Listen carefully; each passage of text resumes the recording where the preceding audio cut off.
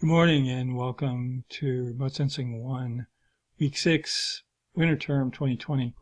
A lot of things going on this week, as you, I'm sure, are well aware.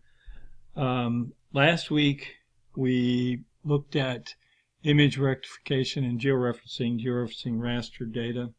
An important, component of what we do in remote sensing. It's an important skill for us.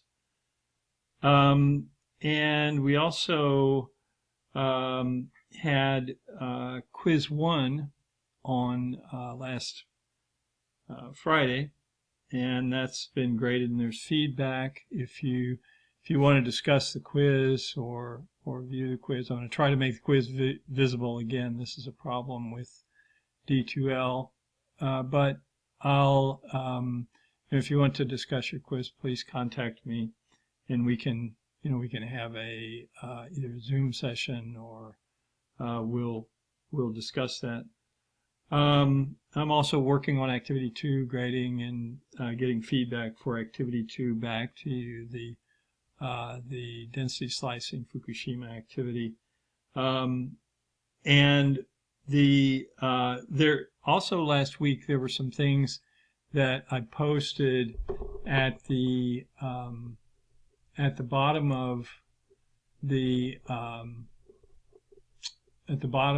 week 5 that these are just some articles to give you some things to think about for your final project that you're starting to think about and have some substantive thought about, certainly. And also the final project document was posted, although it was posted a little bit late. So due to the little bit late posting of the final project document, I've moved the due date back for the proposal, because you're going to do a one-page proposal, approximately 250 words, so one page discussing where you're working and what you're thinking you're going to be doing. And you're also required to discuss this project with me before the date. Now, what I did is I moved the due date for this proposal back 3 days. So I moved it back to February 26th. Okay. VFB there. Thank you.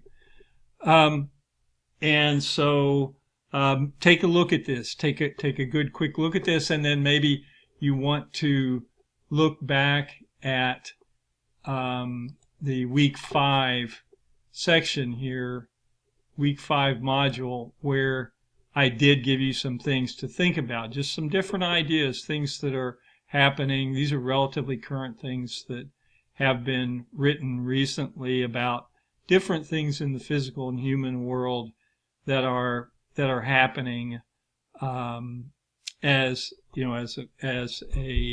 possible topics for a final project in this course. This week we're going to be looking at supervised image classification, and this is one of the 2 big technique areas. We've already started on classification with density slicing, classification that we did of the Fukushima image. And in supervised image classification, we're going to classify an image of the Chicago area. This is a new image, a relatively recent image that was acquired in October of 2019. And it's the most recent, I would say, perfect image of the Chicago region from early October of 2019. So supervised image classification, this is not a simple technique. It's relatively complicated, I think, relative perhaps to some of the other techniques that we do. And then a new activity posted also, Activity 3.